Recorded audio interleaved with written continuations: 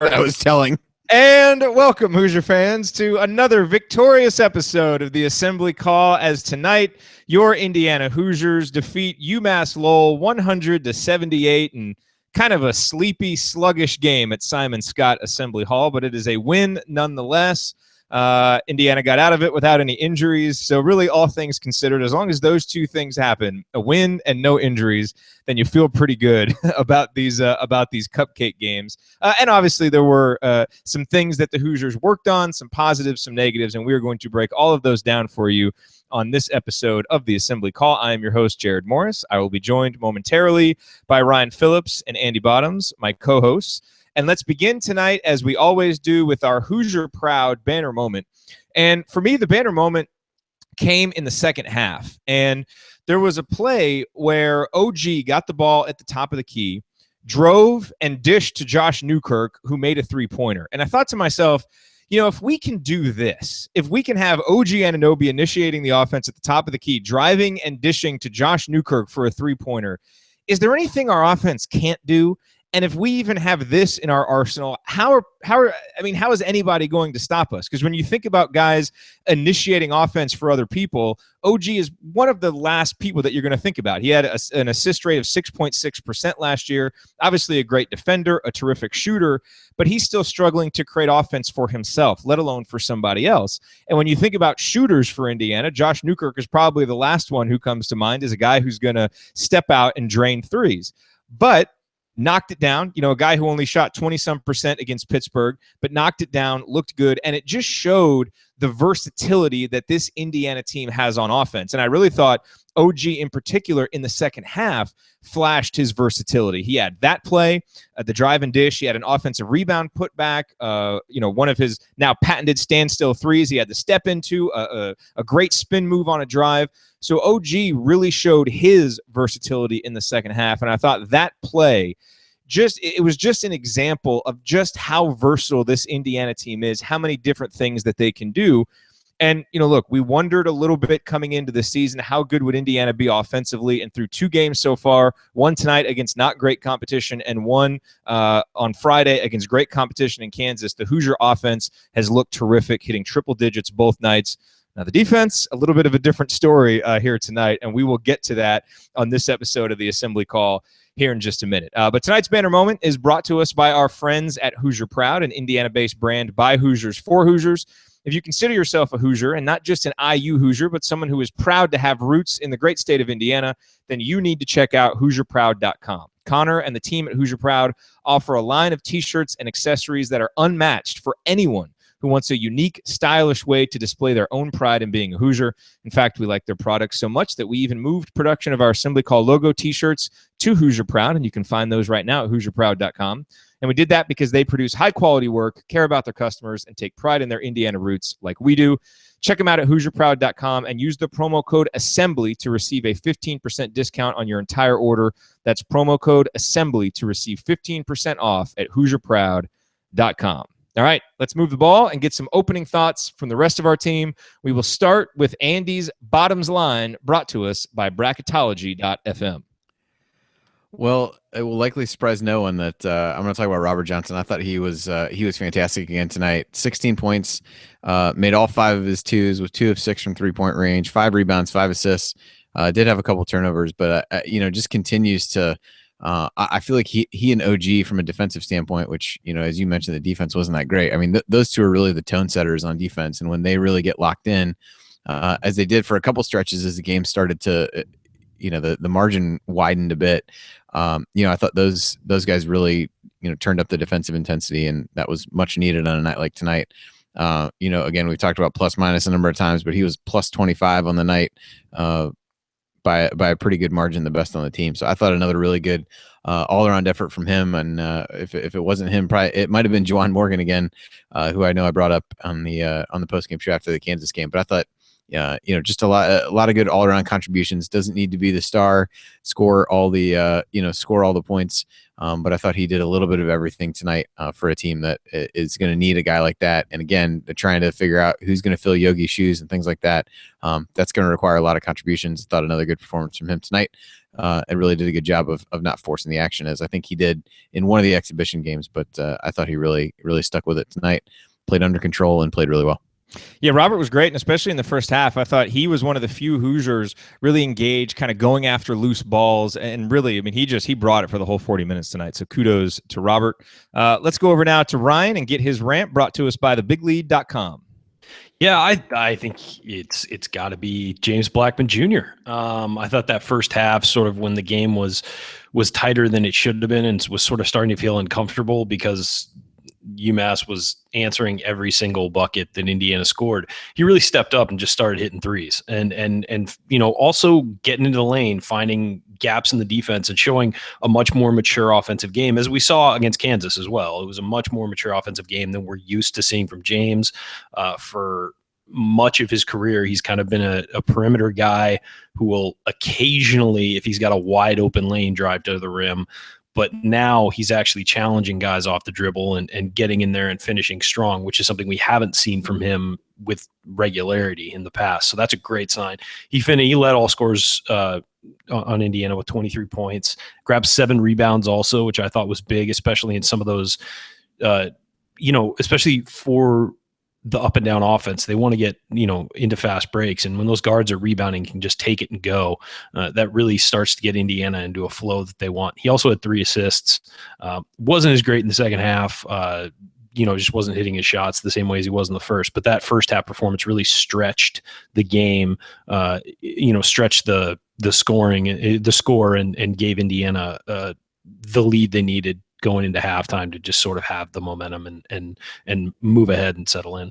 Yeah, no, from an offensive perspective, he was terrific at a time when Indiana really needed him, and showed some great leadership, which was nice. For these kind of cupcake games, I pay a lot less attention to the final score than I do the context of the game. What I mean by that is, I always try to listen to Coach Crean on the pregame show and kind of listen to what his keys are, and then see if the team is really locked in with those keys during the game. And if you listen to Coach Crean on the pregame show today, talked a lot about defense, stopping penetration, challenging threes, which at times Indiana did, but at other times they didn't. One of his big keys, the first one he mentioned actually, was keeping them off the foul line. And when you look at that, UMass ended up taking 18 free throws, Indiana only 14. And that's certainly something that Indiana needs to reverse, especially against a team like UMass Lowell, where that should have been reversed. So there are a few, I think, things to be concerned about coming out of this game, and we're going to get to those. But, Ryan, I think it's also important to remember this context about this game, which is that Indiana just got back from Hawaii. There's going to be some jet lag. There, clearly Indiana came out with kind of, looked like a little bit of tired legs, a little bit of sluggish mentality at the start of both the first and the second halves. And, you're going from playing a huge game on national TV against Kansas to playing against UMass Lowell in an assembly hall that's not that filled, Simon Scott Assembly Hall that's not that filled. So, we're going to talk about some of these maybe concerns coming out of this game, but overall, there's nothing big picture to be concerned about here, is there, after tonight's 22-point victory? No, they just went from playing a March game to playing a November game. And that letdown is it's hard to get up for these games. It really is. And I know people are going to chime in and say, oh, they're on Indiana, they should get up for every game. Well, it's human nature. It's not like they're saying, oh, we're going to come out flat for this one. It's a different level of opponent. It's a different threat to you. And you might not be as energized at the beginning of the game. Once they got into the flow of the game, they did what they were supposed to do. But early on, it was a little flat. There was a little bit of confusion defensively. I think the concern defensively with this group is going to be communication, just because a lot of these lineups haven't been on the floor together before. And that's what happens when you lose 3 key guys, who are real leaders on the team, and Zeisloft, Williams, and Yogi. They kind of got everyone organized. And even if Troy wasn't a great defender, he was usually, at least talkative in huddles and things like that. So you're still waiting for guys to step up and fill those roles. I think you saw Thomas Bryant do it a little bit tonight, yelling at guys when they made mistakes, specifically James Blackman Jr. when he made a mistake on the perimeter defensively. So you're just waiting for those guys to emerge and sort of get everyone together and get them on the same page. And that takes a lot longer than you think it does. It's not something that can develop in an off season. You have to be in game situations together. You have to go through those situations together and be stressed out in those situations for, the correct movements to emerge. And I think you're going to see it with this team because the talent is so much, and there is a willingness defensively that maybe we didn't see early last year. These guys tonight, it wasn't a lack of effort defensively. It was just a lack of awareness. And I can deal with the lack of awareness because you can develop that. I can't deal with a lack of effort. And tonight, even James Blackman, who gets criticized for his defense all the time, he was engaged and playing and looking around. His head was on a swivel. And he may have gotten beaten a lot of times, and we got to change that. But at least he was engaged and working on it and putting forward the effort. And I thought everybody was. So that's a positive sign. But again, in a game like this, you're going to lose focus because it's just such an outmatched competition. And I think it's fair to expect more when Indiana plays Liberty on Saturday. Now you're kind of back from Hawaii. That's behind you. You've had another game. Surely there are going to be a lot of coaching points from this game. And you give up 78 points to UMass Lowell and nearly a point per possession. If it wasn't over a point per possession, 0.997. So right there. And again, not kind of following through on some of those keys that the head coach talked about. There's going to be a lot for them to get on the players, and I think we should expect more against Liberty, and I think we will get more from Liberty. But, of course, before we turn our attention there, a lot more to talk about tonight's game, and we will continue delving into that here on this episode of the Assembly Call. But first, I do want to take a quick minute and tell you about our other sponsor, SeatGeek, who we're so happy to have back with us this season on the Assembly Call. Buying tickets online for sports and concerts has been a confusing process for a long time, as you know. It's always been hard to find the best deal for that game or show you want to go to, and none of those older ticket sites seem to want to change that. But SeatGeek is different. They've come along and they've created an amazing app and website that makes it easier than ever for fans to buy and sell tickets, which is why SeatGeek is the first place I go to look for tickets for any game or concert that I want to go to, because everything about SeatGeek is designed to make life easier for sports and music fans. SeatGeek does all the price comparison for you by searching multiple ticket sites and ensuring that you get the best possible deal. They do the work. You save the time and money. And best of all, Assembly Call listeners get a $20 rebate off their first SeatGeek purchase. Here's how you get that. Download the SeatGeek app, go to the settings tab, and click add a promo code, and then enter the promo code ASSEMBLY, ASSEMBLY, and SeatGeek will send you $20 after you've made your first ticket purchase. Again, download the SeatGeek app and enter the promo code ASSEMBLY, ASSEMBLY, today. All righty. Well, you are listening to the Assembly Call IU postgame show. I'm Jared Morris here with Andy Bottoms and Ryan Phillips. And, earlier in the day, I tweeted out, what I was going to be looking for in this game. And one of the big things I wanted to see in this game was some extended time for De'Ron Davis and Freddie McSwain, two guys who got to campus a little bit late. We know they've been a little bit behind on their conditioning and just kind of getting up to speed and getting in rhythm with their teammates. And we got to see some extended time from both of those guys today. And I think both guys flashed some good things. Let's start with De'Ron Davis, Andy. And what did you see from De'Ron today? Because again, I thought in a lot of stretches he was really impressive. Yeah, really, one of the key stretches in the game was when he and Thomas Bryant played together in the first half, and it was about they might have played together for a little bit longer, but there was a lineup that was together for 2 minutes and 49 seconds in the first half, and it was they were plus 10, so it took it from a 21-20 IU lead to 31-20. And those guys, we even saw it a couple times the exhibition season where they played really well together. And as you mentioned, Crean talked before the show about, getting the ball in the post, and IU had really struggled to do that early on, but Davis had a couple nice post ups. Robert Johnson, fed him in the post. When Bryant was out there, those two worked well together, a little bit of inside out, combination between the two of them. And I thought he really did a nice job of that and has some good moves in the post, some good footwork. I know Alex, I think, had mentioned this on one of your recent episodes of Podcast on the Brink, where you just talked about, he has good footwork, the good IQ that you talk about, and it's really just general athleticism that probably kept him from being ranked a little bit higher. But I think another good chance for him to play double-digit minutes, get some conditioning, get up and down the court. And I thought he looked really good. I think there's going to be games when he really is a huge factor for this team off the bench. Bryant is eventually going to get in foul trouble, I'm sure, and it'll be nice to have him step in because he always seems to be around the ball, makes a smart play, and did a really good job. So I thought a lot of good things from him.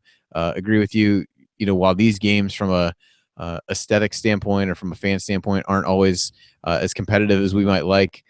Or as compelling as we might like. I think little things like that give you something to watch for, and hopefully moments you can call back on later in the season when he was able to get some of the experience that he's gotten in the game tonight. You know, Ryan, you weren't very high on Deron Davis coming into the season. You must be surprised by how he's playing. Yeah, no, I definitely wasn't driving that train at all. He's way better than he's ranked train. I only said that repeatedly for like 2 months. No, Davis is a guy I could not believe was not ranked higher. I think Alex is right. I think I said the exact same thing, that he's not an uber athlete going to jump out of the gym, but he's just such a smart, well-rounded basketball player. I mean, he's not just a post guy. A lot of these guys come out of high school, they're just a post guy. He is a basketball player. He does everything on the floor. Maybe doesn't have a three-point shot yet that's consistent, but he can pretty much give you, do anything. He can play the positionless basketball that Tom Crean likes. Again, still got to develop the three-point shot, but other than that, this guy can play, and he's smart. He's solid. He's an all-around guy. Has great post moves, I think. Defensively, he seems to always be in the right place, recovers to the right spot, helps when he's supposed to, doesn't overhelp.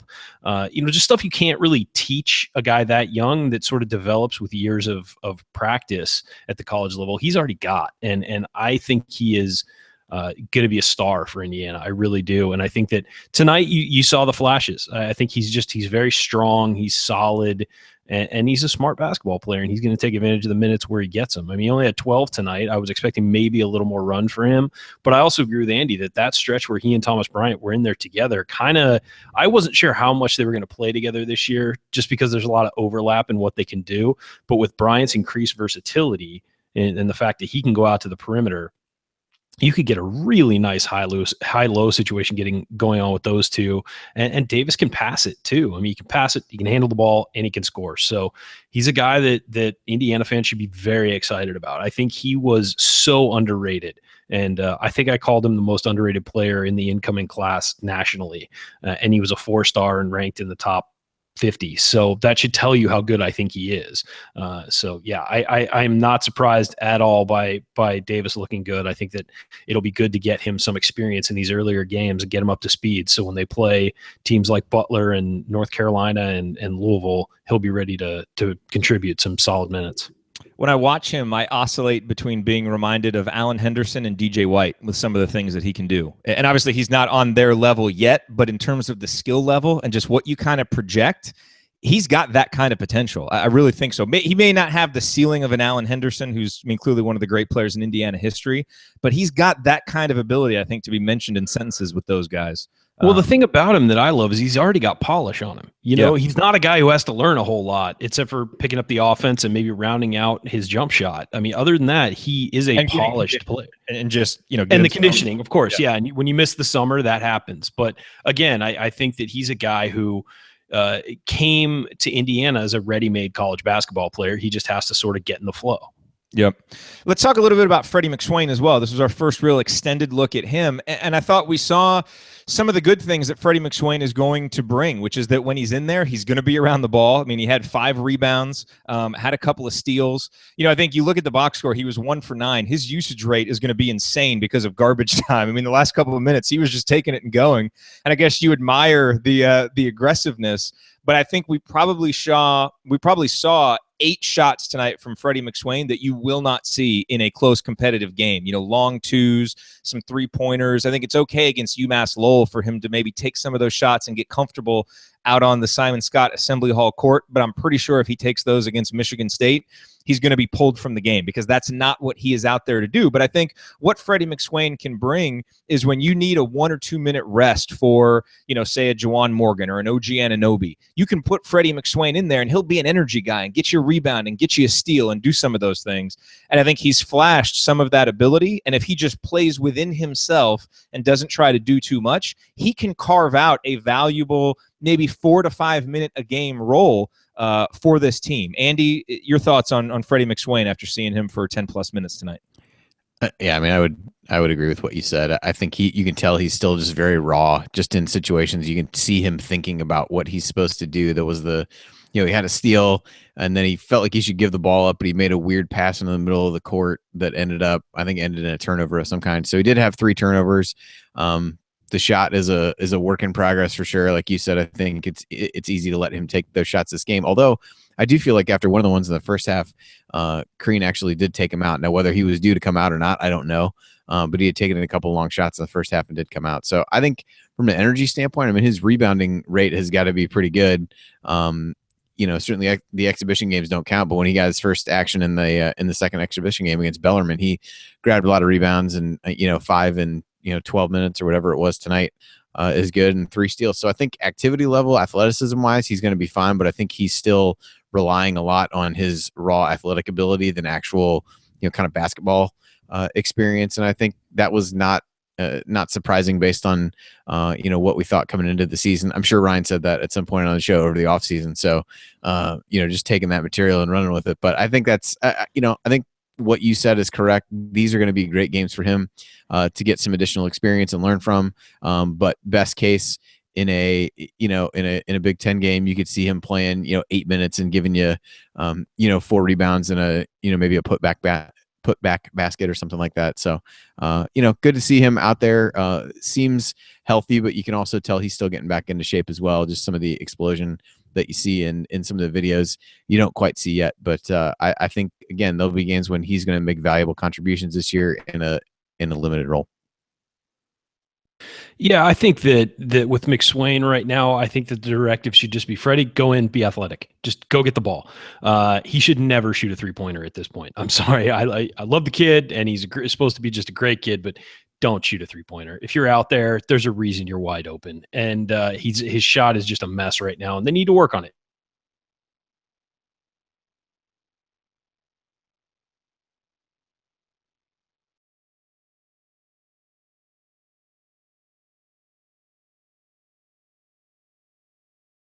Like you said, Jared, just trying to get used to being on the floor at Indiana. But, you turn in an 11.1% performance from the field, you should probably dial it back just a little bit, considering that everybody else on the team other than Curtis Jones was over 50% for the night, because Indiana shot a ridiculous percentage. But yeah, will Ken Pomeroy adjust for that so that our 2-point percentage doesn't look so bad, that Freddie McSwain was taking shots that aren't really Indiana basketball shots? Like, can we adjust for that? Can we get a McSwain exemption for this week?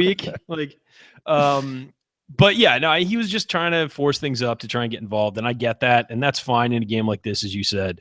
It was late; there was not many other people on the floor who were going to do much, and he was just trying to, do something to get to feel like he was in the flow. But at the same time, he is not a long jump shooter. He should not be shooting from 18 feet.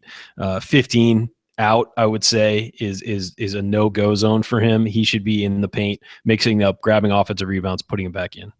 Yeah. And I love the guy. I love what he's going to bring. And you're right. I mean, everything you've heard about him is he's just a great kid, a great locker room guy.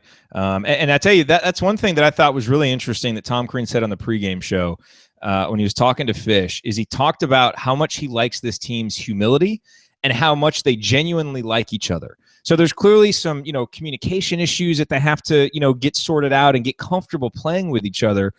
But to note a team's humility, that really suggests a team that will continue getting better through the season, and a team that may well be able to deal with, being ranked number 1 or 2 in the country, as they will be, and not get big heads over it. And so I thought it was really interesting that Tom Crean noted that. And that's another reason why I really expect a 40, 50-point blowout against Liberty on Saturday. Once this team kind of has its legs back under them and recognizes some of the mistakes tonight, I think they'll come out just with their hair on fire on Saturday and really play well. I want to talk real quick before we take our next break. I want to talk about OG and give you guys both a chance to talk about OG real quick, because I mentioned him in the banner moment, but I thought it was kind of a tale of two halves for him. I thought OG was not very into it in the first half and really showed some of his limitations offensively. And it seemed like for a while there, every time he put the ball on the floor, something bad happened. And then all of a sudden he got that steal and dunk, and then he was just off to the races. And for the rest of the game, he showed off the versatility that we had seen during the exhibition season. Andy, what did you see from OG, particularly on the offensive end? We know what he'll bring on the defensive end in big games. We're not worried about that. But what did you see from him tonight on the offensive end? Well, I think the numbers kind of back up what you said. First half, again, take plus minus to the grain of salt. He was +5, which is one of the lower ones on the team of people who played, and he was the best in the second half at +13. So, I think your impressions are kind of backed up by the stats. I think what I like to see from him was We talked after the Kansas game that he didn't take a 2-point shot. His first shot tonight was a 3, but after that he was 6 of 7 on 2s. Had one blocked where it was kind of a odd. The one he missed was like just an odd, like kind of step back and fell away close to the basket and got it blocked. But other than that, it was perfect from 2-point range. Had that nice step in jumper. Showed the 1-3 that he hit. Was in rhythm. I think the others were kind of ones you start to get to a point with him where you can kind of get a good feel for on his release whether it's going to go in or not. I think we talked about that in the exhibition games as well. So he definitely seemed more focused, but I think defensively there were times when he played really well too. I mean, like I said earlier, when he and Johnson are really locked in defensively, that seems to be when everybody else follows suit and does those things. He had 3 steals, one of which he just ripped the ball away from a guy in the corner, the steal and dunk that you mentioned. And so I thought there were, times where he really seemed locked in. And I don't know if it's just a case of, the game, the opponent, that wasn't the case throughout. But, when he really turned it on and got rolling, he was extremely streaky and really got into the game. But like you said, there were other times when, it felt like he was less of a factor than he could be. But somewhat hard to tell in a game like this where it's easy to defer to other guys in a game that it felt like IU could score pretty much whenever they wanted to.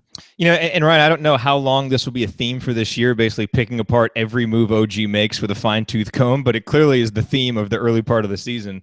What did you think about OG's performance tonight? I think he's got to get to the rim more. I think that in the first half, and he did late, but I think that needs to be the focus. I don't think a 3-pointer needs to be his go-to shot.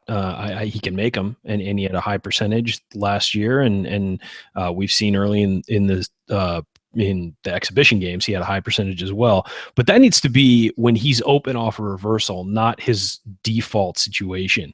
I think that he is so athletic and so strong, and his arms are so long that when he gets into the paint, it should be easy baskets for him. But the problem is getting into the paint, and the problem is his ball handling and sort of turning the corner. And I said last year a lot about Rob Johnson is when he drives from the wing to the middle of the floor, like towards the top of the key, when he starts turning that corner and getting to the hoop, that's when he's at the next level, and he's reached the next level when he's trying to get to the hoop. You saw him do that a lot tonight, and that's what OG has to get to is a mentality where he's not just moving along the perimeter, he's moving to the hoop, and he's looking to get to the rim. You may not always score it, but if you get to the rim, a couple things are going to happen. One, you're going to get fouled. 2, you're going to find somebody else open because somebody's going to help off you. Or 3, you're going to be able to drive in there, get stopped, turn around and find someone else as well. So those are the 3 good outcomes. Of course, you could always turn the ball over or something like that, but he's got to have the confidence that he's not going to do that, especially if this is a guy who's going to go to the NBA this year. He's going to be expected to do that. So on the offensive end, we know how great he is defensively. We know how great he is weak side rebounding and putting balls back in the hoop and things like that. But what we need for him to do, for this team to succeed, is to be able to turn the corner, get to the hoop, and score on his own and create his own shot. Alrighty, we're going to talk about defense, and we're going to talk a little bit about Indiana's Swiss Army knife here in just a second. Before we do that, I do want to take just a minute and tell you why you should activate your free Assembly Call membership. There are 3 reasons. Number 1, it's quick and easy. Just go to assemblycall.com/join. It'll take you about 15 seconds. Number 2, it's the way that you get our best content, because by joining, you'll receive our 6-banner Saturday IU Hoops News Roundup, as well as our detailed post-game analysis email. So if you're listening to the live post-game show right now, go to assemblycall.com/join, get on the list so you'll get tomorrow morning's email. And it's also the way that you connect with the Assembly Call community, because only members can access our moderated post-game live chat and discussion forum, and we want you to join us in there. So if you like what you hear on the Assembly Call, becoming a member is the next logical step, and it's totally free. So join us at assemblycall.com/join. All right, well, you are listening to the Assembly Call IU postgame show. I'm Jared Morris here with Andy Bottoms and Ryan Phillips, and we are breaking down Indiana's 100-78 victory over UMass Lowell. And Andy, let's talk real quick about Juwan Morgan. Certainly, he has done nothing through 2 games to suggest that he will be anything but a hugely valuable piece for this Indiana team. And I continue to think that if he doesn't end up, grabbing a starting role at some point later this season, he's going to be the Big Ten 6th man of the year. Because as some people are starting to call him now, he's kind of a Draymond Green light for this team, the role that he has. 7 points, 7 boards, 3 assists. And he's just always out there making hustle plays, bringing the energy. If he gets a rebound, he can immediately turn up the court and get going. He just adds such an element of versatility to this team when he's out there on the floor. And I think as you go through, it's going to be really interesting as you go through the different lineups and the different combinations this year. I really think that most of Indiana's best lineups are going to end up having him on the floor. That's my hypothesis. So it'll be interesting to see once we actually have the numbers. But your thoughts on the performance of Juwan Morgan tonight? Yeah, I have a similar hypothesis after these first couple games. I'll be curious to see, maybe I'll wait 5 games in and kind of see what the best ones are. But he certainly seems to be present there. I think just the versatility helps that be the case. He can play with just about anybody on the team. And so there's some combinations that don't necessarily make as much sense as others. But I think with him, you can kind of talk yourself into anything, whether he needs to be the one handling the ball or being the recipient of some of these, drive and dish scenarios. He seems to have a knack for, just finding space inside to be available for other guys to pass on the ball. So I thought he was fantastic again, played well, pretty well defensively. In addition to all the stats that you mentioned, had the rare, as Nick Zeisloff pointed out on Twitter, banked in and switched free throws in the same trip to the line. Picked up arguably the weakest hang on the rim technical anyone has ever seen. Yeah, enough showboating, Juwan. So yeah, a pretty eventful night. That was ridiculous. Can we just like what? Can we get robot officials? Is there a way to get robot officials in the NBA, in college basketball in the NBA? Just get rid of them. Just robots. That's all I want. Robots. That would be exciting. That would really be amazing. But I think he, again, I just think he handled the ball really well. The number you didn't mention, 0 turnovers in 15 minutes in a game that IU had 16 turnovers overall. So, continue to. We can't say enough good things about him, and I think it's going to be one of those dilemmas of we had this a little bit last year. I forget whether it was with Robert Johnson or Colin Hartman or maybe both, where you had these guys come in off the bench and really give this lift, and then you got into a debate as to whether they should move to the starting lineup. I am of the opinion that he does not need to move to the starting lineup. I like what he brings off the bench and gives Crean some options for who he wants to take out when he brings him in because he can match up with so many people. So I'm fine to leave him in the role that he's in for now. And I think if he does, he'd be hard pressed to think somebody other than him is going to win 6th man of the year in the conference. Let's talk about a few of the other just kind of negatives from tonight. And I just want to throw these out there. And Ryan, you can tell me if you're concerned about them at all. We've kind of talked about the defense and UMass Lowell scoring about a point per possession. Not a good offensive team, but I think, we've kind of explained that away a little bit. We're not going to be concerned with it unless we see some of these defensive foibles become habits, against a team like Liberty and extend into the IPFW game. But right now, I'm not too concerned about that. I am, however, concerned about the turnovers because, again, Indiana, after really doing well with turnovers early in the game, finished the game at 20.9%. And I know you can say a lot of those were late and, it's in the second half when the game has been decided. But at the same time, these exhibition games are about developing good habits. And this was an issue last year. It was an issue in the Kansas game and in the exhibition season. Here it was again. And we know turnovers are going to happen because Indiana wants to play fast. But, you really like to see Indiana get into the 16, 17% range, or even the 18% range consistently. And we talked about the free throw rate. UMass Lowell obviously getting to the line more than Indiana. Hopefully that's just an anomaly. Anything else, Ryan, that you walk away from this game concerned about or that you'll be particularly watching against Liberty to make sure that it's improved? Well, the turnovers, I will say this, 7 of them came from Devontae Green, Freddie McSwain, and Tim Priller. So you're looking at guys lower on the totem pole making those. I actually thought I was impressed that Blackman had only had 2, Johnson only had 2, Newkirk only had 2. So, your starting ball handlers weren't bad.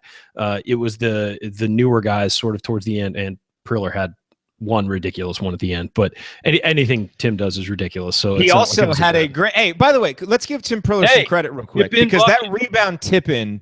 I mean, to his credit, he showed kind of an expanded game. He wasn't just standing out there outside the 3-point line. So it was nice to see. Look, we loved him. That was great. It was nice. It was nice to see him get involved there. But one problem that I have, and I've been saying for a couple weeks now, is that I think that free throws are going to be really important for this team. And I'm not even sure what the free throw percentage was tonight. They were 9 of 14. That's not good. And you need these guys. It's 64%. These are guys, we don't have a go-to killer 3-point or free throw shooter like we had with Yogi Ferrell last year or Nick Zeisloft or those other guys. So these guys need to get in the gym and work on that, because that's going to become incredibly important, especially in conference games late. I mean, OG is going to get fouled a lot. Juwan Morgan's going to get fouled a lot, just because they're guys who mix it up on the interior, and you're going to get the guards fouled a lot. So you need to be able to finish games with free throws, and I think that is something that hopefully doesn't rear its head, and hopefully they can kind of lock in and make free throws at a higher rate than they have been in the exhibition games and early in the season so far. That's the concern for me that I would like to watch out for, even more than the turnovers, because I think the turnovers, when you shorten your lineup a little bit, I think those turnovers will kind of, see themselves kind of played out of being in the danger zone.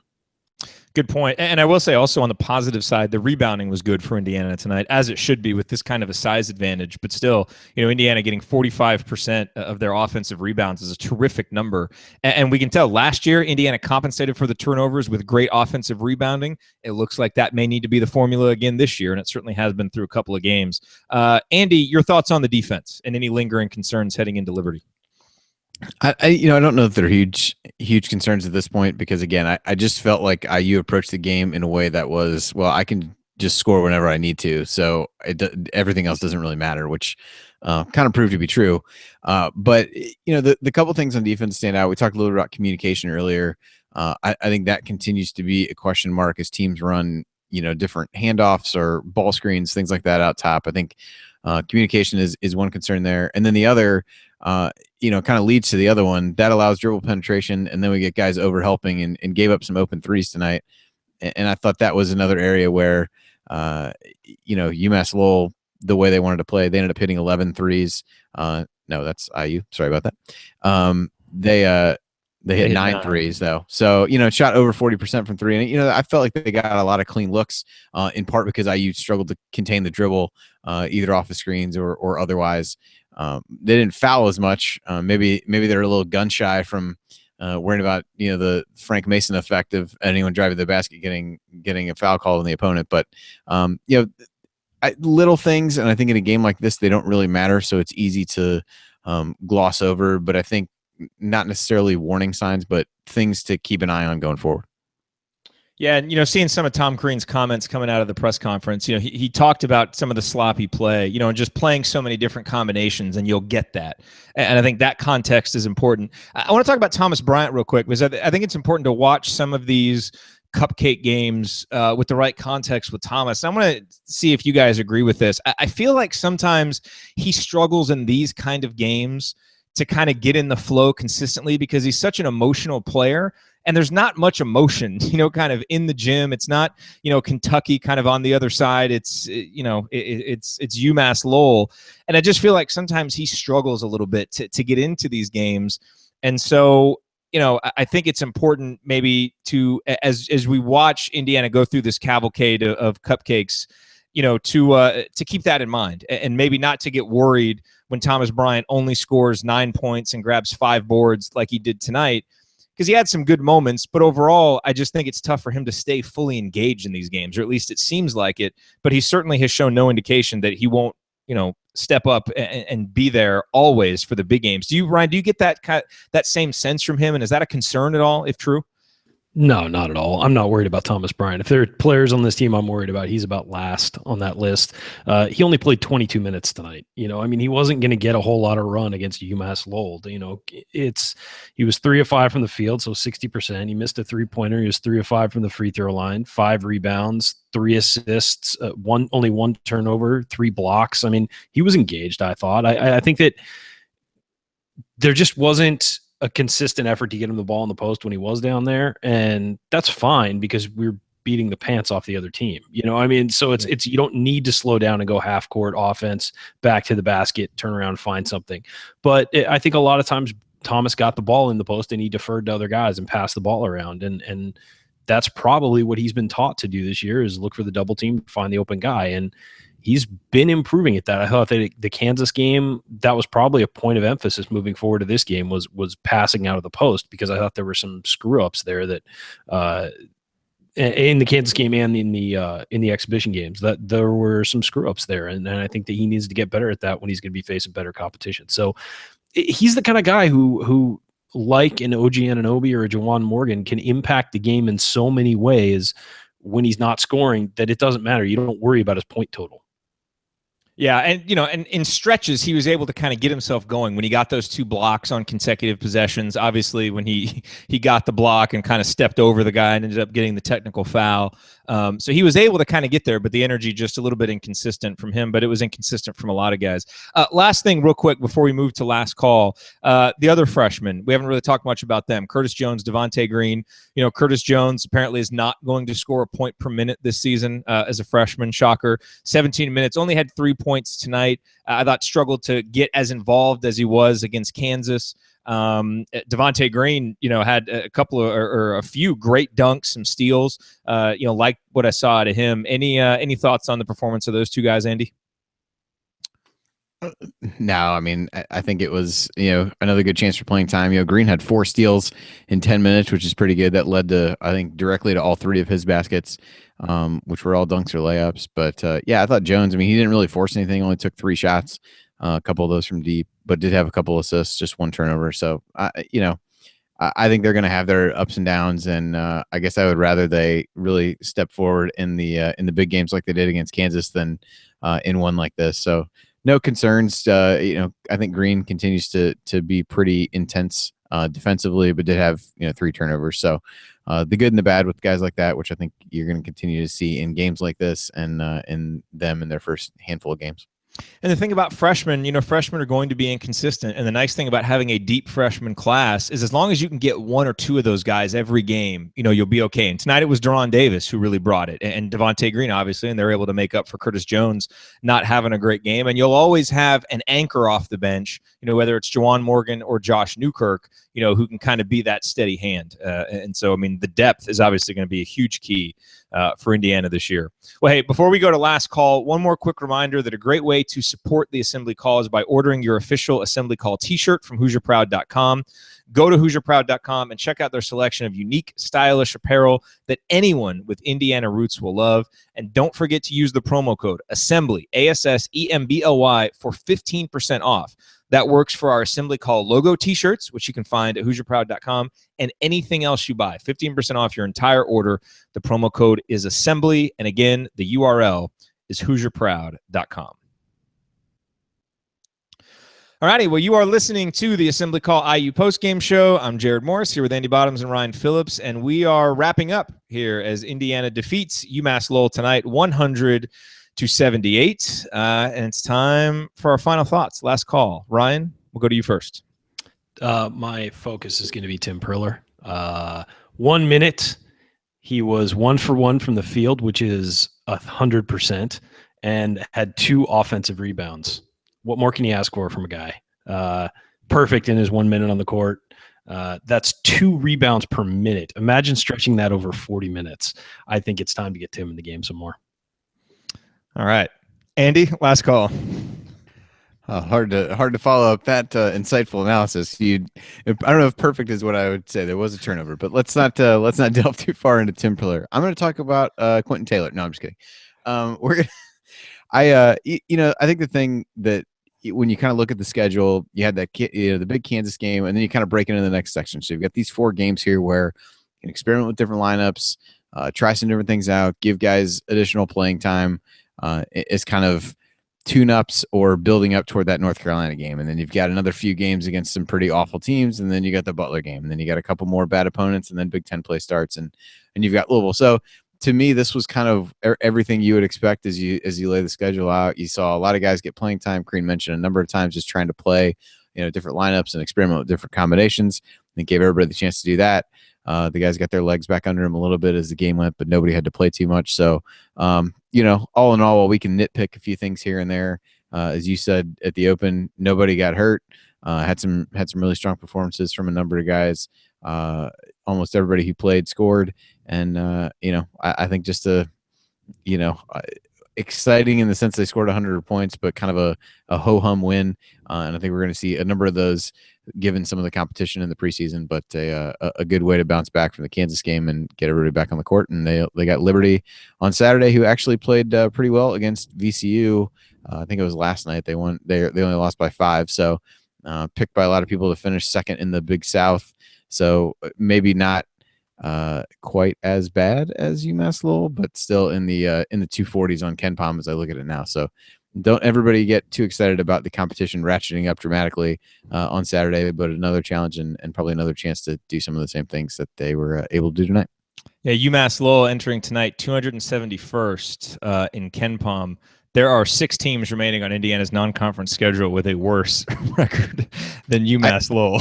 So I also feel like at some point, I think it was Seth Davis or somebody was like, "Oh, they're picked to finish in the top 6 of the America East." Like, there might only be 8 teams in the America East. I'm not exactly sure. I was like, I don't know if that's an accomplishment or not. If they, yeah, it's like Minnesota picked to finish in the top 12 of the Big Ten.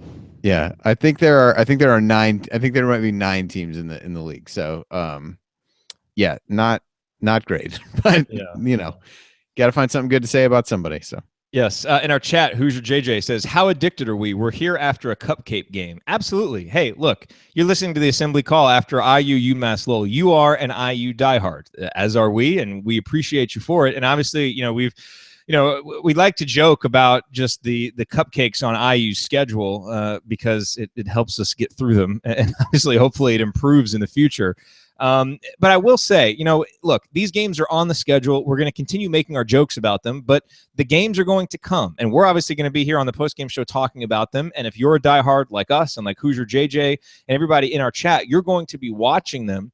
And so I would just urge you, to try and watch them with a purpose. And I think that can help you get through the games and actually appreciate them. And learn a little bit more about your Hoosiers. And I would say one way to do that is listen to the pregame show where Tom Crean talks to Don Fisher. If you aren't by a radio, you can get the TuneIn Radio app and check out the Indiana Hoosiers radio network, and it's on there. And listen to that. Listen to Tom Crean's radio show. Listen to the press availability before the game. And again, see what the coach is talking about that they're working on, so that then when you watch the game, instead of it just being, all right, here's Indiana and Mississippi Valley State, and just your eyes glazing over for 2 hours, have some specific things that you're watching. Okay, Crean talked about how they're working on blocking out. Let's see if they block out. He talked about how they're really working on playing through the post. Let's see if they do that. And it's one of those things that can give you kind of a more intimate feeling relationship with your team as you follow them, and help you learn more about them, and just help those 2 hours feel a little bit more purposeful than they otherwise will. And hopefully doing that makes it a more enjoyable experience for you.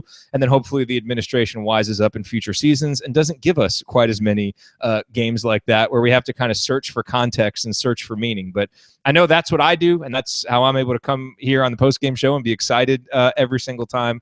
So I just thought I would throw that out there as my last call thought to help you get through these games. Wah, Indiana doesn't play Kansas every week. Wah. No one asked to play Kansas every week. But seriously, have you looked at Kansas's non-conference schedule?